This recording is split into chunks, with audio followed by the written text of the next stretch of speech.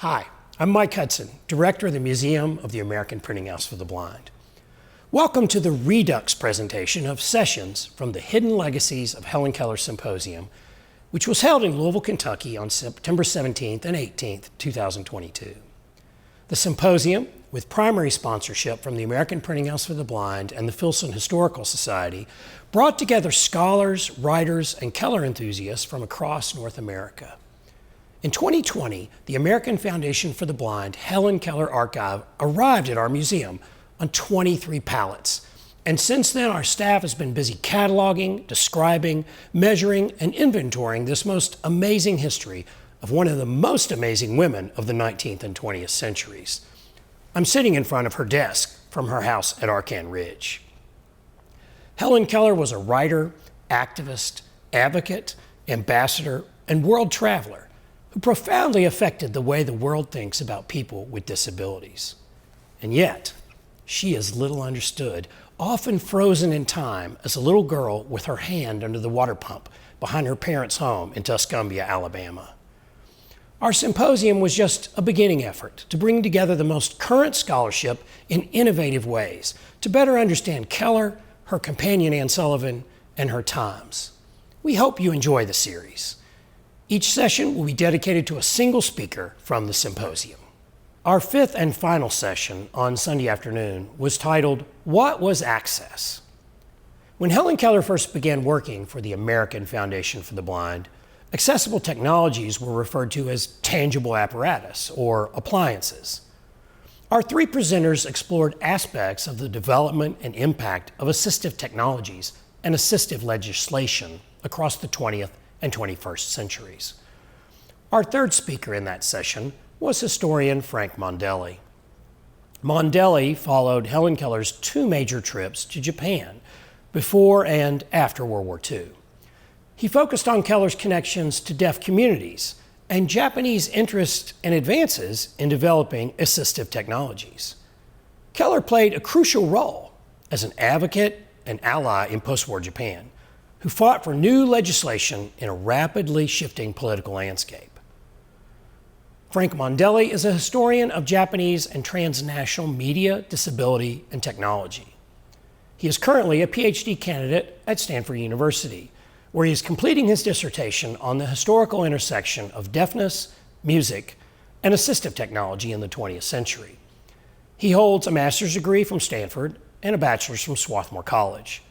His research has been supported by several grants and awards, such as the Fulbright Dissertation Research Grant and the Stanford Enhancing Diversity in Graduate Education Doctoral Fellowship Program.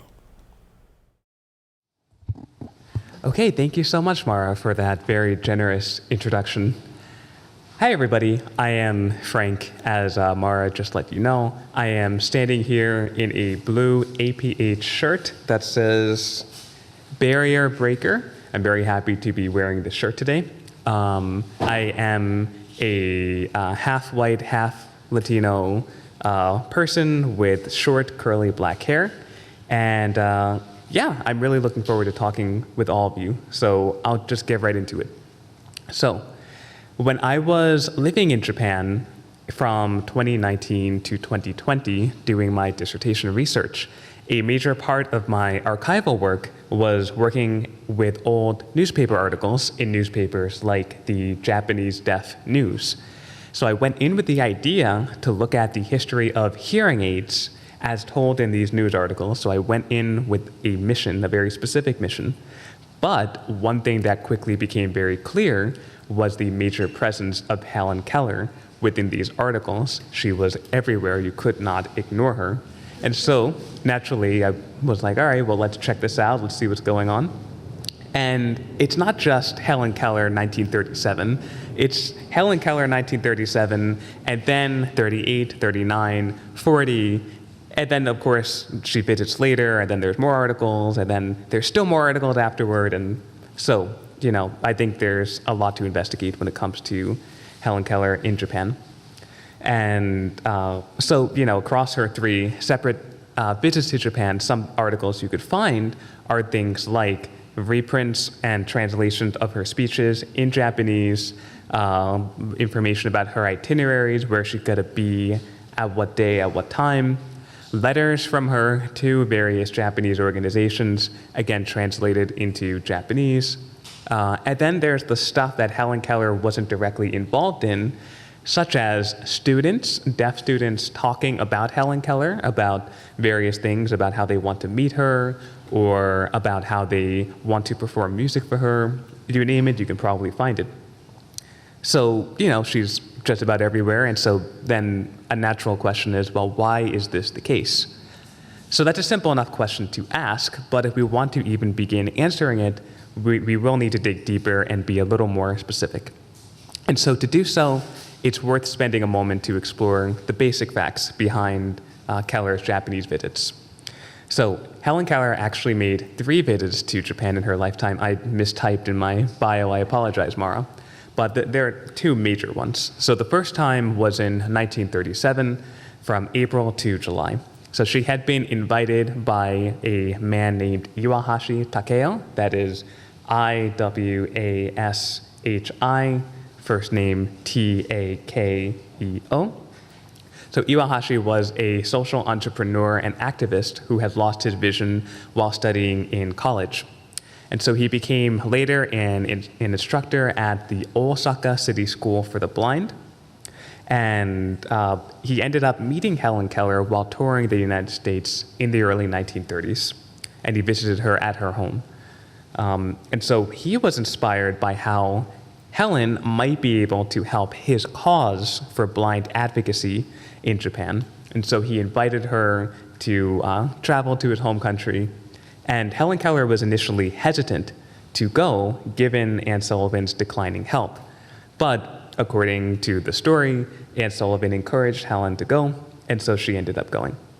And so, with Helen Keller's itinerary prepared by Iwahashi's newly established advocacy organization called Osaka Lighthouse, or Lighthouse for the Blind, Keller ended up touring the country, meeting politicians, royalty, ordinary citizens, and eventually she left to go to the outer edges of the empire. So we're talking Manchuria and Korea. So I won't dwell on the specific details, but you can definitely look up precisely where she went and when if you would like. So Keller's influence on this first trip was huge. The American ambassador to Japan at the time has this famous quote. He's often quoted comparing Keller to American Admiral Matthew Perry. For those of you who know a little bit of Japanese history, Matthew Perry is the scary man who comes in on the smoking steam black ships and demands Japan open up its borders. As a Japanese historian, it's a little more complicated than that, but that is his cultural image, right? And so the American ambassador compared Keller to Matthew Perry, but while Matthew Perry opened the door with fear and suspicion, Keller has opened the door with love and affection. And so, there's a lot going on in her first trip. However, her first trip, if you look at the dates, unfortunately came just before the outbreak of the Pacific War, World War II, during which she had no correspondence with Iwahashi. They resumed contact shortly after the war's conclusion, in which Japan was now occupied by the Allied forces, more or less basically America, but it's technically the Allied forces. So under the sponsorship of the John Milton Society for the Blind, Keller was now, as many of you in this audience would know, planning a tour of several countries at this time, and she decided to add Japan to the list, right? So with the help of GHQ, which is the name for the American occupation, a newspaper called the Mainichi newspaper, and other organizations like the newly established Helen Keller Campaign Committee, Keller once again toured throughout various cities in Japan, notably ending up giving a speech in Hiroshima, which was just recovering from the first devastating nuclear bomb attack, the most deadly single bomb strike in human history. As a result of this second tour, an organization called the Helen Keller Fund was established as an ongoing social welfare organization in Japan, lasted throughout the decades. And furthermore, and perhaps even more importantly, the Japan Federation for the Blind gained a lot of media and social attention for being involved with Helen Keller for this time, and it used that to heavily promote blind relief bills and laws to the Diet.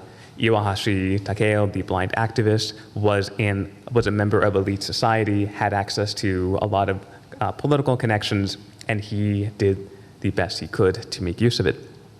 In fact, Keller's presence was so powerful that it actually ended up not personally, but Iwahashi used Keller as a way to help draft the first post-war and really first major law for physical disability welfare in Japan. And I'll return to that in a couple of minutes. And so finally, Keller actually returned to Japan for a third time in 1955. Now, this is a much shorter trip, much less publicized. She did do some speaking engagements, but it wasn't like her first two tours. She instead came back to pay her respects to the now recently deceased Iwahashi. And while she was at it, she received a Japanese government commemoration called the Order of the Sacred Treasure for her lifelong work in public service. Okay, so today at this symposium, I want to give a short presentation on why and how Helen Keller helped enact social and political and legal change in Japan. So I'm going to focus on what I personally encountered in my archival work and broader research, but I'm also going to touch on some prior English language scholarship on Helen Keller's visits that you all can check out if you haven't already. So I want to organize this talk by asking three specific questions. First, so far, what research has been done on Helen Keller's relationship with Japan? Two, what parts of her visits and influence in Japan have remained less explored? So what can we do from here on out in the future? And three, we are at a conference called The Hidden Legacies of Helen Keller. So what are her legacies in Japan today? And then that'll be it. Okay, so let us start with the first question, which is what kinds of research have already been done? So Keller's visits to Japan have been analyzed from a couple of different academic perspectives. Today I want to highlight two of those, probably some of the more prominent ones. So the first perspective is looking at her trip from the point of view of civil diplomacy. This is a term coined by an academic called Chizuru Saeki, so that would be Chizuru, last name Saeki, Chizuru Saeki. So Saeki argues that for Keller's trips in 1937 and 1948, both Japanese and American political officials had a vested interest in using her charisma and fame to enact policies for their interests, policies that would help portray a particular image of Japanese-American relations. So, for example, from the US perspective, Saeki argues that as a result of Keller's Japanese tours, the, quote, State Department quickly recognized Keller as a most effective symbol of American idealism and considered her a great political asset, end quote. Meanwhile, Japanese leaders, such as in 1937, hoped to use Keller's presence to, quote, repair relations, end quote, with the US after Japanese claims to imperial land ruffled American feathers. And Saeki has many other examples and arguments about Helen Keller civil diplomacy, as well as connecting it with some of her other trips abroad. The article is literally called Helen Keller Civil Diplomacy. It's on JSTOR. You can check it out. Okay, so now other kinds of academic scholarship have emphasized Keller's role in helping Japanese advocates or disability advocates, especially Iwahashi, to foster goodwill towards blind communities, and more so, pressure the Diet, or the Japanese government, it's called the Diet, to pressure the Diet into promulgating laws and policies that benefited blind and visually impaired people. So this is more recent scholarship, just in the last couple of years. Disability historian Mark Bookman, for example, situates Keller's visit into a story of blind activists who were, in a relatively unique way compared to other activists, such as activists for the deaf. These blind activists were, he argues, well-positioned and well-organized at the national level to push for legal reforms, again, in a relatively unique way compared to other kinds of disability communities at the time.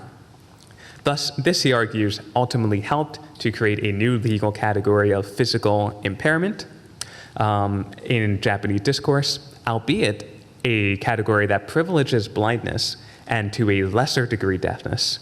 And this version of physical impairment does not, in Japanese law, 1949, excludes many other forms of physical disabilities, right? And so this has social and legal reverberations in the decades that follow into the independent living movements of the 1960s, 70s, and 80s, and so on.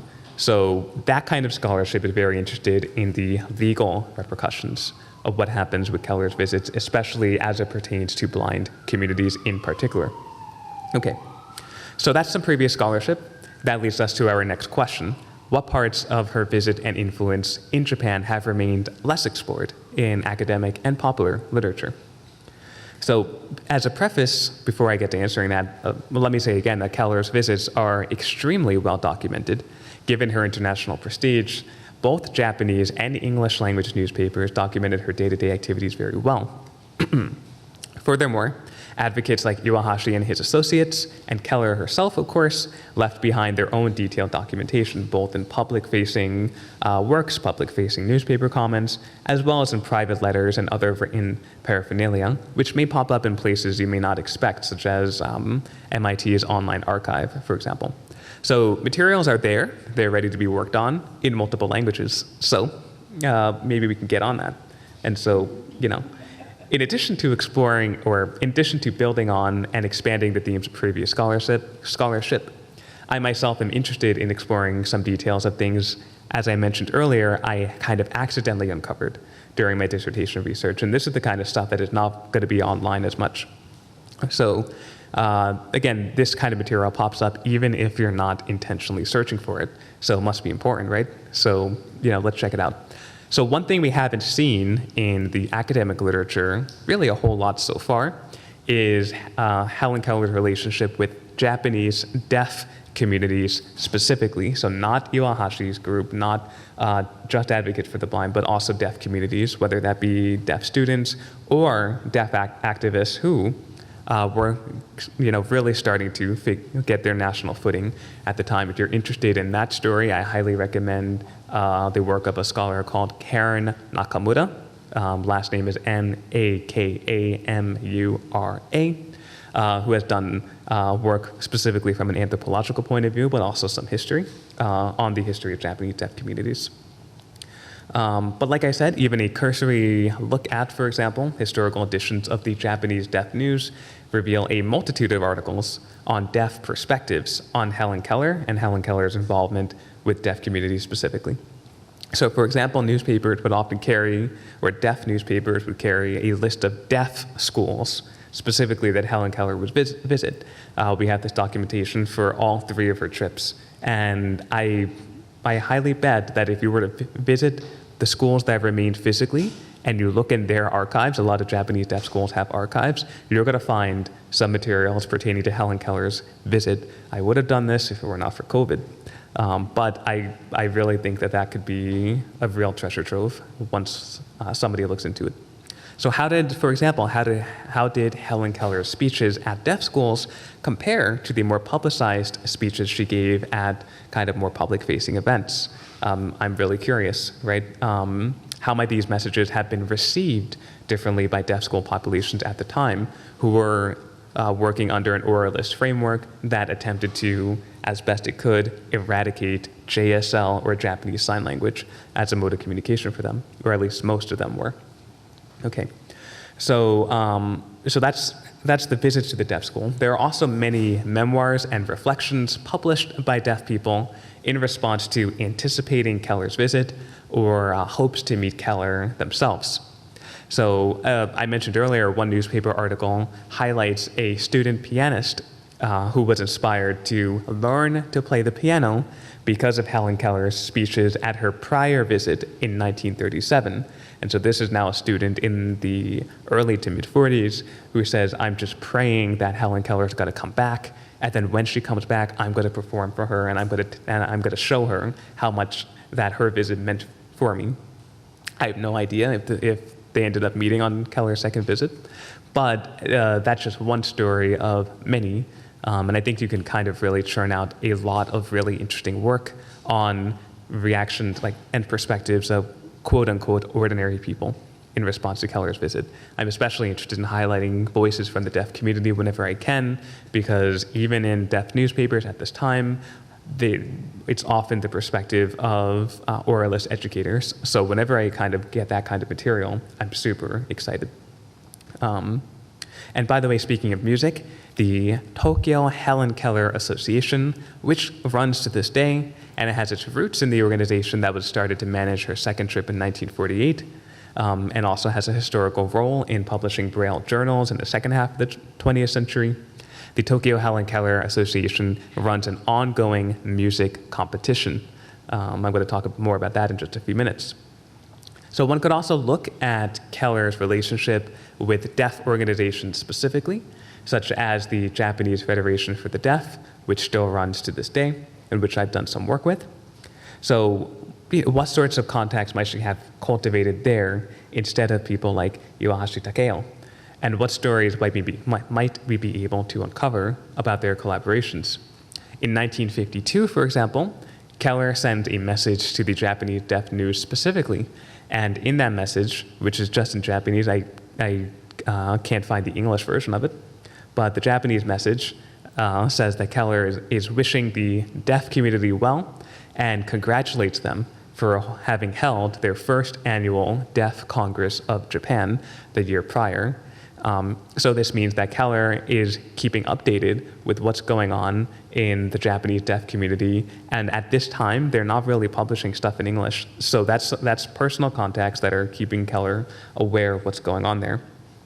So Keller's relationship with people like Iwahashi is well known, and Iwahashi, by the way, wrote and spoke English, so you can read his own letters if you like. But it seems to me that there are deaf figures specifically keeping her aware of what's going on in national, domestic deaf organizations and deaf networks.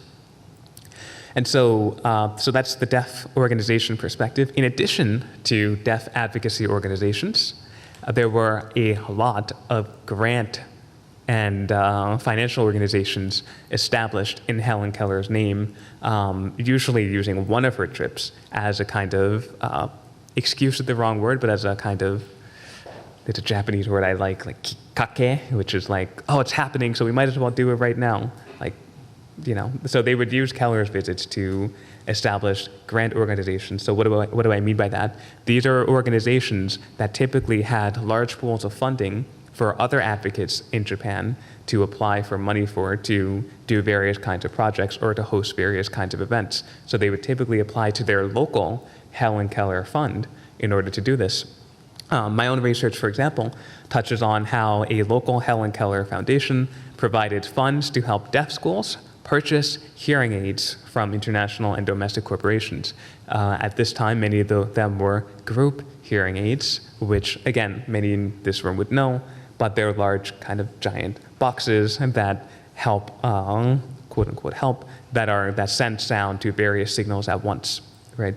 But it's not just kind of hearing aids available from corporations.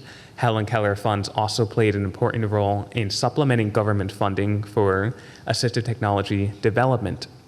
Now, this government funding, as a result of the laws that the blind advocates had pushed for, was supposed to exist on paper, but in kind of practice, oftentimes these funds were nowhere to be found. And so Helen Keller Foundation helped step in that way. And they also helped fund the development of new experimental technologies, such as those who tried to use visual aids and haptics to transfer sound information through screens and touch devices to their users. Am I doing on time okay? I don't know. Yeah, okay, great, awesome.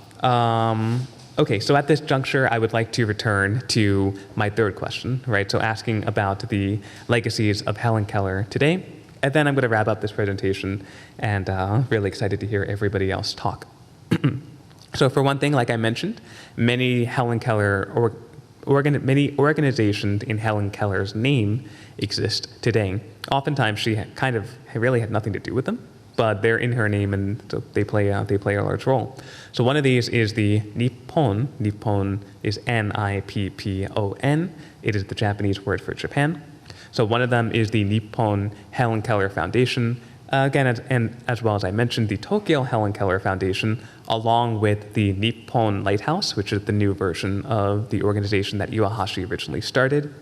Oh, and by the way, there are lots of very cute anecdotes about Keller's visits as well. So for example, when Keller visited Japan for her final time in 1955, Iwahashi's son was around 9 or 10 at the time and recalls being bounced on Helen Keller's lap for a long time, and that's his main memory of her. So just all kinds of stories like that. So organizations in Helen Keller's name continue their work to this day, including the Helen Keller Memorial Music Contest, which began in 1949 and will hold its 72nd annual contest later this year. This is a contest that privileges blind school students and from across the country. And if you look at the kind of music that is being performed, it is generally classical piano music.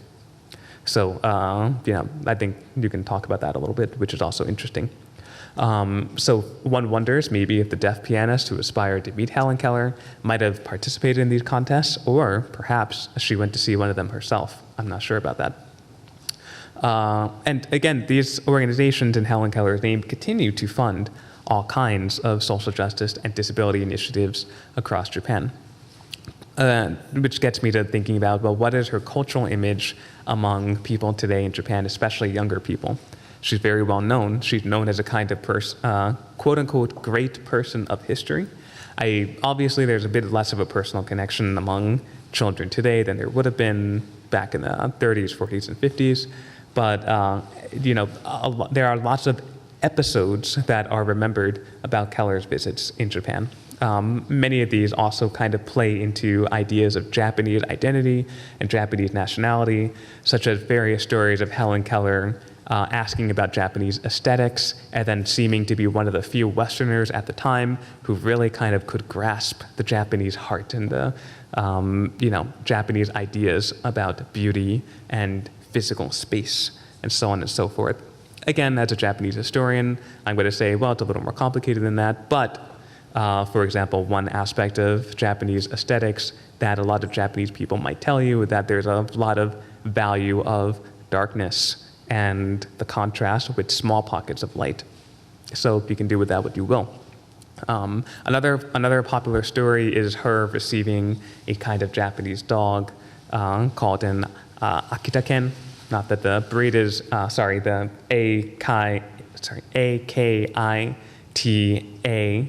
Akita-ken. It's for any of you who've been to Tokyo, you could see a statue of a dog outside Shibuya Station. This is a loyal dog who waited for his owner 10 years after his death at the station. When Helen Keller was told of this story, she said apparently that she wanted one, and so eventually she gets 2 of them. And so this is a story that a lot of people in Japan might be familiar with. And there's a famous picture of Helen Keller feeling the statue of the loyal dog, who is well known in Japanese discourse. Okay, so what might we be able to take away from all this? So for one, obviously, these stories highlight the importance of international exchange and collaboration for both immediate social, legal, and political impact, as well as serving at the foundation of long-term social change efforts. However, of course, we should not forget that these stories, some of which I told you today, were possible because of both personal circumstances of their participants, such as their social standing and access to particular communities and avenues of change, and as well as grander socio-political circumstances. Again, if we recall, Keller could not even hold contact with Iwahashi during the Second World War. Another takeaway that I hope I have managed to convey today with sufficient enthusiasm is that there is still so much more to be done in this research, even just looking at these small anecdotes I've told you today. And I believe that it is exciting times ahead for scholars interested in both Helen Keller's life and legacy, as well as in broader themes surrounding advocacy, socio-political change, and change in the context of international collaboration. So I want to thank you all very much for having me here today. And really looking forward to continuing this discussion with all of you for the rest of the day, hopefully during a Q&A session if we can have one. So again, thank you very, very much.